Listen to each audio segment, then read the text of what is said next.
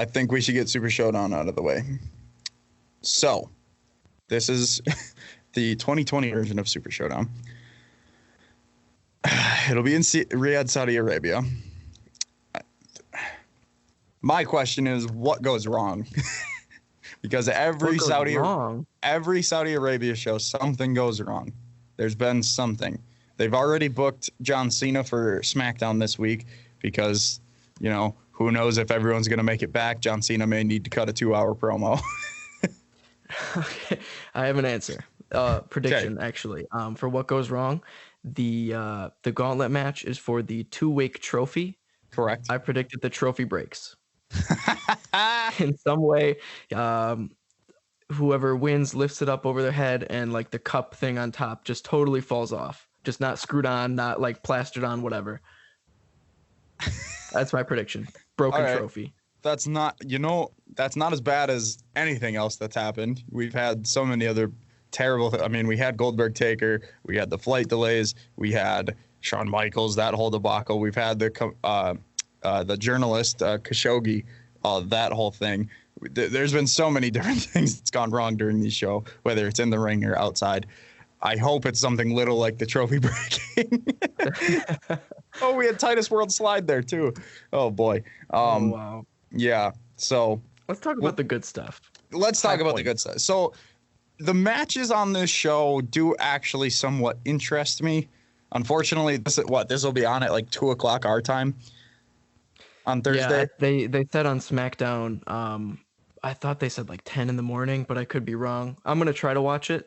I'm gonna watch it. I think I work during it, so I won't be able to watch live, but I'll watch it. So yeah, I guess let's just talk about the matches. We got the New Day defending the SmackDown Tag Team Championships against Miz and Morrison. Have Miz and Morrison even won anything since they've reunited? I don't think so. Actually, I feel like they definitely won a tag match, like right when Morrison came back. Okay. But they haven't won recently. They lost in their 8-man tag match on SmackDown. But they're pretty sure they lost last week. Yep. I don't really care about Miz and Morrison. I liked Miz a lot before he got hooked back up with Morrison. I like Morrison to come back. Exactly. I like both of them separately. I don't mind the act, but I just don't think it's working. And the New Day, even I'll always be a big New Day fan, but now I'm just kind of even burnt out on them. And just matched up with Miz and Morrison, there's not a whole lot to make me interested in this match. I miss Xavier Woods so much. Me too. I miss the not trumpet, the trombone, or is it a trumpet? No, it's a trombone. I miss him dancing around the ring. I miss his pointy elf boots. And his promos. I mean, he's just good. I think he's the best member. I think that just because he's so entertaining, he's so underrated in the ring.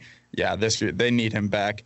As far as what happens in this match, I don't think it matters. I think, like you mentioned on the podcast, I think they are going towards New Day versus Usos at Mania.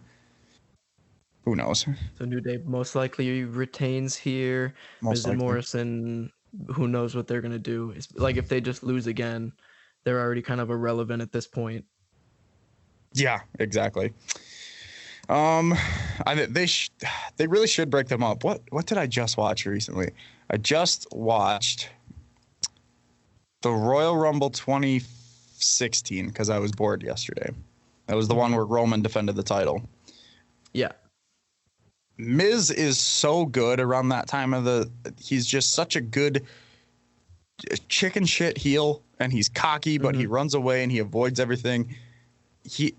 If he can be left to his devices like he was during that early SmackDown time, he can be so good. But this kind of stuff, and they're trying to kind of keep him face because of Miz and Mrs. I just don't like it. I hope he goes back to that at some point, and I hope Morrison does something because as we've seen in everywhere that he's been, he can be really good. He needs to be a little more confident on mic, but I think he can be really good. Even if it's just in the mid card, he can do something. Maybe just split them up. Do Miz versus Morrison at Mania, if anything. Just do something. The next match that they have on Wikipedia, which I guess I don't mind talking about right away, is Brock Lesnar defending the WWE Championship versus Ricochet. This will be a fun match, but nothing more. Yeah, this I'll kind of talk about my whole idea with the titles and this show in general at the end. But sure. This is really the only one that has like no chance of changing in my mind. Mm-hmm. I'm just hoping for a good match. Hopefully Ricochet looks like the superhero that he is, and he comes out looking stronger. I mean, I hope so. I don't have any faith in them because that's not how they tend to book some of these guys. In these Lesnar matches they do, we got Finn Balor and AJ and Daniel Bryan, who's all wrestled this guy, and they look really good coming out of it, but they don't do anything afterwards with them either. Like Finn Balor literally did nothing after that Brock Lesnar match. I don't see anything coming out of this. I don't trust them enough to book it, especially in Riyadh. It'll be fun. That's about it. But there's absolutely zero chance that Ricochet wins this.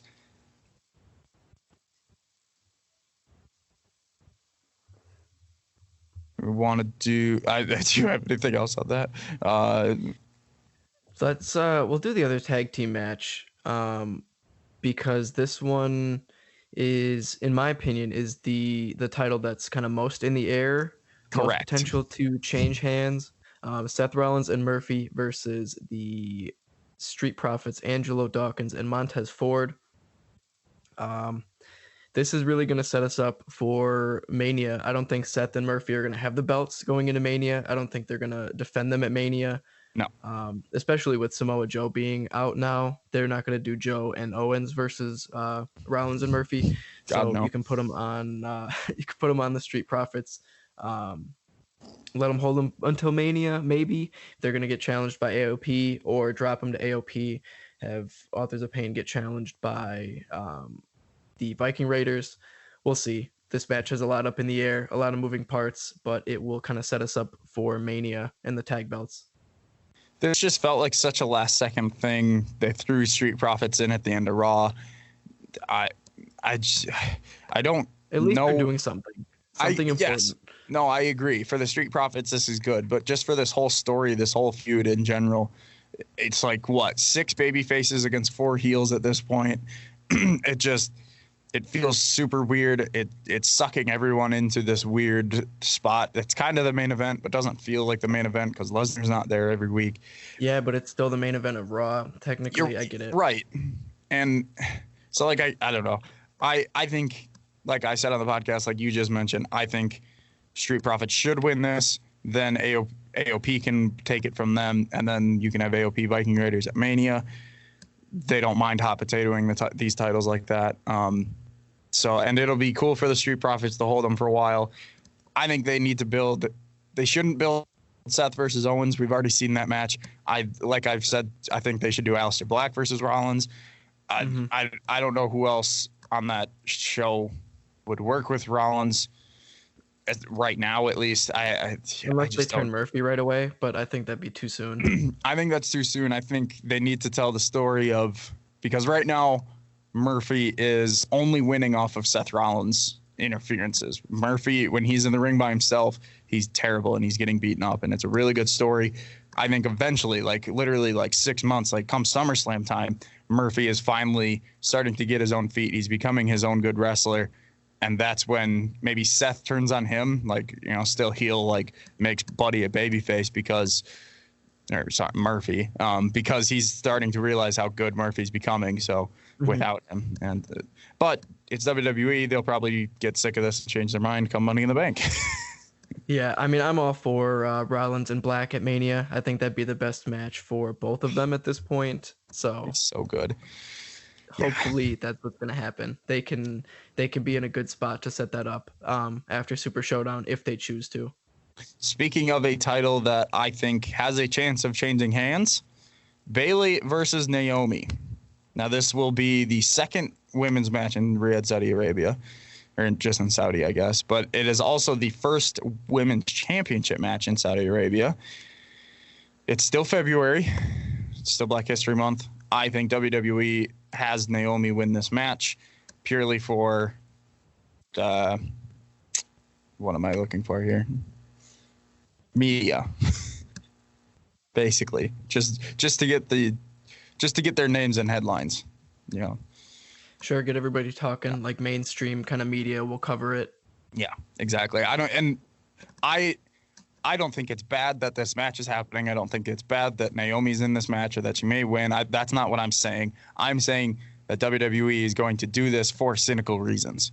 You know, there was already a very mixed reaction the last time it was Lacey and Natalya. They came out in T-shirts. They weren't in character. They had a water bottle thrown at them on Natalya's way to the ring. To be fair, so did Ric Flair. But yes. Really? Yes, someone also threw one at Rick. I just don't know, because is Bayley going to be able to play her heel character? I think that's super dangerous. And again, I'm trying not to be culturally insensitive, but like, is Naomi A, wrestling, or B, winning going to be? Is that going to work with this crowd? I don't know. I genuinely don't know. I think so, because I'd like to think that they're going there more to watch just the wrestling show, and you know, that won't play too big of an effect.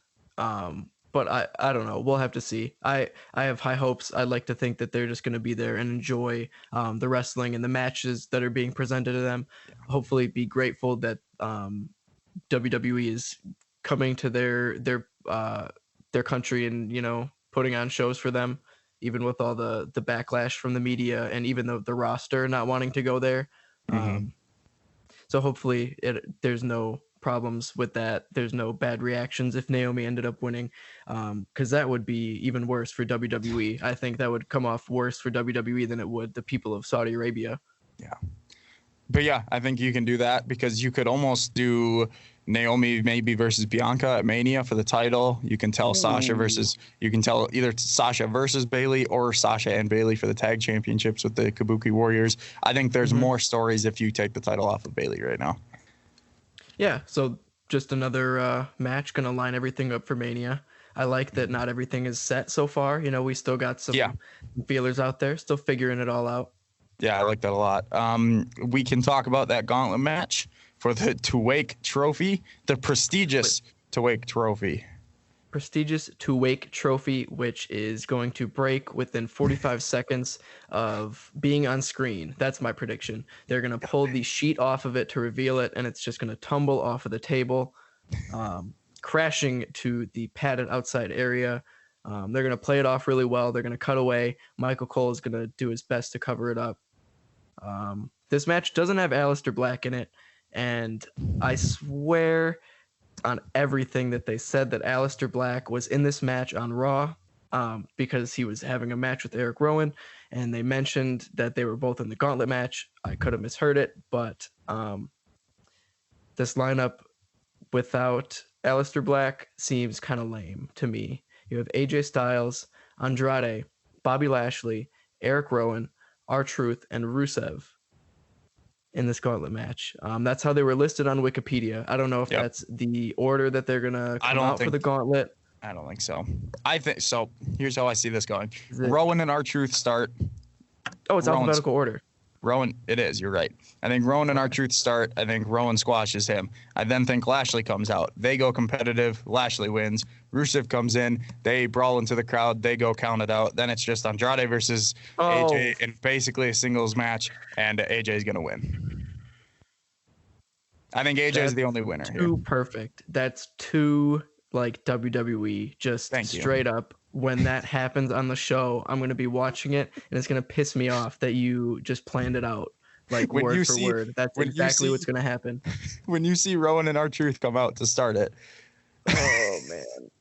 Because that's exactly, like, that tells every story that they're going to want to tell. Yeah. You get AJ and Andrade one-on-one. You get to continue the Rusev and Lashley thing without having a winner. Rowan still looks strong and gets to squash R-Truth. It all makes too much sense.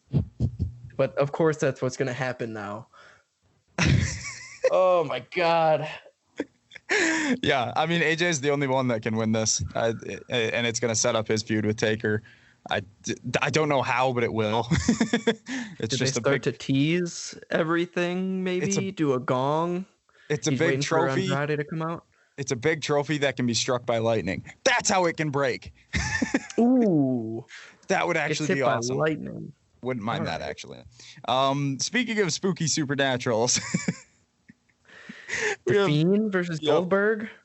for the Universal Championship. Is this going to be another Kevin Owens at Fastlane? I hope not. I'll say this. I hope that just because it's Goldberg versus The Fiend, I hope there are red lights. Oh And I God, hope no! they turn the red lights on and Goldberg is supposed to win. And he just says, fuck this. Fuck these red lights. Pin me now. I don't want to do this. And he doesn't want to deal with the red lights. He's like, I can't wrestle like this. And The Fiend retains is what I want to happen. Because I've heard that they've been doing matches with the red lights again. Like at house shows. Yes, and I figured out the reason that they didn't at Rumble. the Royal Rumble with the strap match. What color was that strap? It was a very dark red, but it was like a dark red, light brown kind of thing. Something that would have blended in so poorly with the red lights. And plus, you had to see the welts on Daniel Bryan's back. Yeah, you had to see the lashes. We'll have to see. Again, I've said this for every match, but it's just setting everything up for Mania. It could go either way. It's so infuriating because the Fiend looks so much more scary without the red light. He looks so good. Like the mask is amazing. The look is incredible, but the red light just is stupid. I hate it. You want to hear another piece of WWE booking? Sure. Here's how this match will go. Spear. Bray will get right back up. Spear, he'll get down. He'll be down, but he'll get back up. Another spear, kick out at 1. Jackhammer, kick out at 2. He'll go for another spear, mandible claw, pass out, win. I'm fine with that because the Fiend wins. I thought you were just going to continue. After he kicks out at 2, he just does a spear and a jackhammer back to back and pins him at 3. With Goldberg taking not a single move from the Fiend. Either, honestly, seems realistic to me. Yes. Yeah. So we talked about this on the first podcast that we lost. But in my fantasy booking world, I wouldn't mind Goldberg winning this match. I think it would be terrible for the Fiend, but I wouldn't mind Goldberg winning because then Roman can win the Elimination Chamber. Then we have Roman Goldberg at Mania. I would rather see that match than Bray Wyatt versus Roman. In my opinion, that's just the match I'd rather see. That could be considered a dream match, Goldberg and Roman Reigns. And then you can build what I would hope that they've goddamn changed their mind on what John Cena's match is at WrestleMania and not do Elias, but do The Fiend. And you can set that up the night after. Even if there's a flight delay, you can you can record something in Saudi with the Firefly Funhouse or even beforehand and prepare that for a segment with John Cena. God, I hope that's what they do. Even if it's Cena versus Bray for the title, like have Cena put himself in the chamber match because then God, there's a chance he gets cheered over Roman, like I wouldn't mind that either. Cause then you could still, again, you could set up Roman versus Goldberg. I have my mindset on these two matches. But it's going to end up being Cena Elias. It's going to end up being Roman Fiend. Who knows what Goldberg's going to do? Probably nothing. I'd be fine with that. I guess. Apparently, the reports are that he does not have any plans yet, and neither does Triple H, neither does Ronda Rousey. Those are the 3 names that people have been talking about that do not actually have any WrestleMania plans at this moment. So, we'll see. Anyway. Oh, no. Roman versus Corbin in a steel cage match. This match is being advertised as the final time ever that these two are wrestling. Yeah, they said that on SmackDown, and it put a smile on my face. I want this feud to be over. I want this match to be short. Hold that smile, Duncan.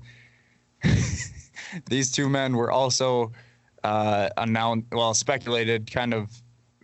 The arena announced the lineup for the Elimination Chamber, and both of these guys were in there.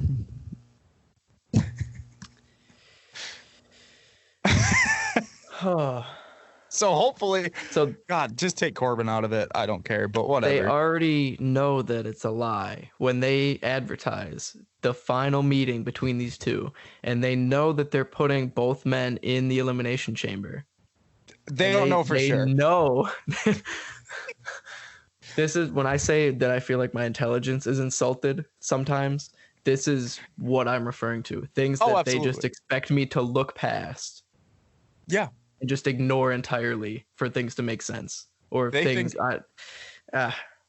we're stupid. However, to maybe give you a little bit of hope, they announced 6 men. Sheamus was not one of those guys. And on SmackDown this week, Sheamus did say he was going to be in the chamber. So there's hope that not all of those guys were, because it was Strowman, Shinsuke Nakamura, Corbin, Bobby Roode, Roman, and Daniel maybe. Mm-hmm. It was something like that, but Sheamus wasn't in there. That lineup. Also, is there going to be 3 chamber matches? Because they've already announced. I hope so. There's going to be this men's one number 1 contendership. There's already going to be the Raw women's number 1 contendership, and now it sounds like there's a SmackDown ones too, because Lacey said she's going to be in it. I don't know. I mean, that depending on what they do with Bayley and Naomi, that could be their only option. If they got to set up Sasha versus Bayley and Bianca versus Naomi, Bianca somehow gets into the chamber. Could get in there. Oh, that would be really good, actually. I don't mind that. Yeah, this match needs to be quick, but it won't be. It'll be 20, 25 minutes, and Roman will win. Yeah, he'll win again. He'll win again. God, they've had so many singles matches. They've had so many matches. They've been feuding for 6 months. Too many matches. Too many matches. All right. Just a quick side note. Sure. They've had so many matches together that when Baron Corbin comes out on SmackDown and he says, I want one more match with Roman Reigns. I think this was the SmackDown after Royal Rumble. He's like, I want a rematch. I want one more match with Roman Reigns. Roman Reigns comes out and he runs away. If they've had 7, 8, 9 matches together, why is he still running scared from him? He knows what to expect. He's fought him how many times before?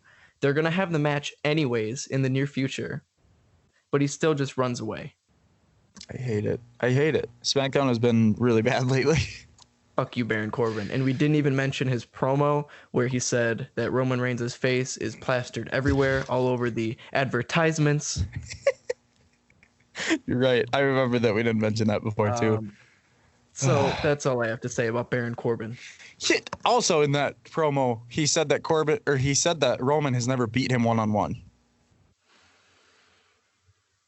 What happened at the beginning of the Royal Rumble? Yeah, that would have. Oh man, that was like a week earlier. That was like 5-6 days in between, and he just forgot that Roman Reigns beat him. Okay. Let's move on to the good company. Almost. I have one final point about Super Showdown. Okay. I normally brush off these Saudi Arabia shows as just like a B show, like live event, not a real pay-per-view. Yep. Just filler matches. The matches and storylines don't matter. Titles aren't going to change hands. This isn't going to have like a real effect on the weekly shows and the real pay-per-views. But with this one, it's different because 5 titles are being defended, including both world titles, a women's title, 2 tag titles. 4 of them, as we discussed, we went through all these matches, 4 of them have pretty good potential to change hands. The only one that doesn't really have a chance to change hands is Brock Lesnar, because Ricochet is obviously not going to be the champion going into Mania. But 4 of the 5 title matches have a chance to end with new champions. Yeah. And that to me makes it a pretty big show. And I can't just brush this off as like a B show live event. Because if you can end up with 4 new champions at the end of the show, probably not all of them will change hands, no, but a potential for 4 new champions, that's a big deal, especially this close to WrestleMania. You say that, and we could just have New Day, Brock, Fiend, Seth and Murphy, and Bailey all retain. You definitely could. This show could just not, the trophy could be left. AJ won't even mention it. This show could have never happened. There's always that. It could end up being totally irrelevant and like it didn't matter. But there's never like a show this big between Royal Rumble and WrestleMania. Unlike the real road to WrestleMania, it gets kind of lackluster leading up to Mania. So I like that there's at least some different things that could happen, some unpredictability going into this Saudi Arabia show. I hope you're right, and I hope this is a good show, and at least maybe one title change. If I had to pick, I would pick Naomi because I think there's better options there. So even just one makes it a big enough deal, Exactly, and it's that women's one. Again, I think it's a big moment. I just think WWE is doing it for the wrong reasons, but whatever. Let's talk